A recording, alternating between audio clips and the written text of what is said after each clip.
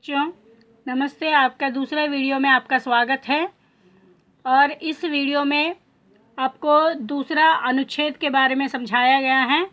दादुर टर्टर करते झिल्ली बस्ती झंझन, मोर म्याऊं म्याऊं रे मोर, पीऊ पीऊ चातक के गण, उड़ते सोड़ बालक आर्द सुख से कर क्रंदन, घुमड़ घुमड़ गिर मेघ गगन में भरते गर्जन। दादुर का मतलब मेढक, मतलब फ्रॉग, और मोर का मतलब पीकॉक, मयूर जो हम बोलते हैं।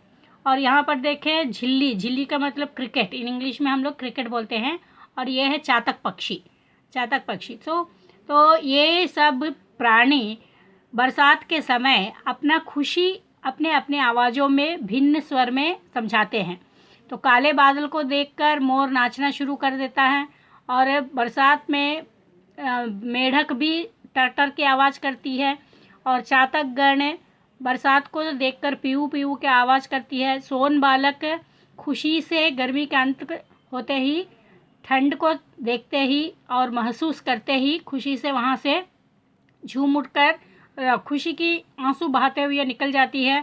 और उसी तरह आसमान में मेघ भी, बादल भी आसमान में गर्जन भरते हुए इधर उधर चले जाते हैं, घूमते रहते हैं।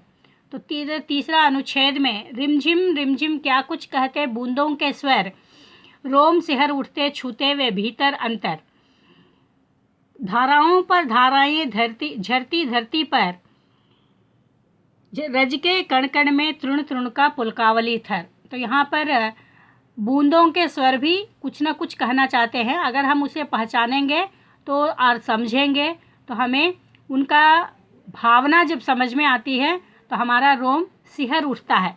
तो रोम सिहर उठना मतलब गूज़बम्स आ जाना। उसी तरह धाराओं पर धाराएं धरती पर वे झरती है, झरना मतलब पड़ना, ऊपर से नीचे पड़ना।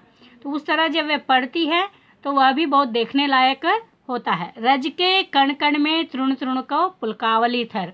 रज का कण मतलब धूली के कण कण में जब पानी के बूंद घुल जाते हैं तो उसमें से छोटे छोटे अंकुर, घास भी बाहर निकलकर आनंद विभोर हो जाते हैं।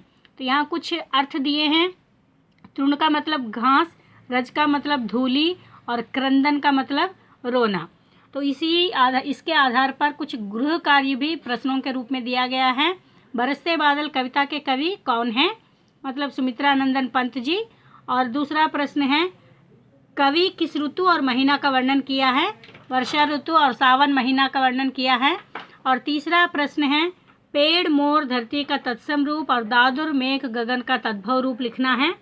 और चौथा है, क्रंदन और तृण का अर्थ क्या है? इन सबको आपको पहले ही समझाया गया है, और उसी के आधार पर आप अपने कॉपी में लिख लीजिएगा और याद भी कीजिएगा। धन्यवाद।